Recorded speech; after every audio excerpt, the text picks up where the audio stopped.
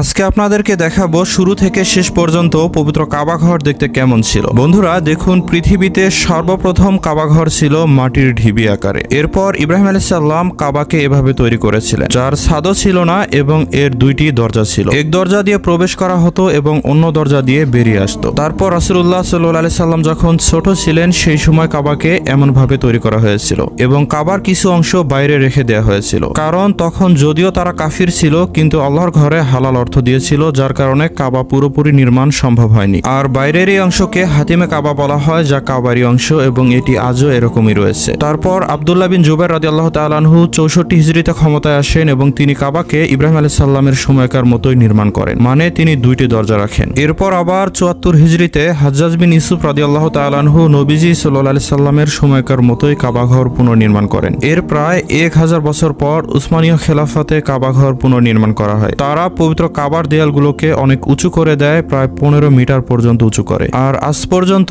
পবিত্র কাবার দেয়াল এবং দরজা এমন ভাবেই রয়েছে, কিন্তু প্রয়োজনে গিলাফ, দরজা, সিঁড়িগুলো উন্নত করা হয়। আল্লাহ তাআলা আমাদের সবাইকে হজ করার তৌফিক দিন।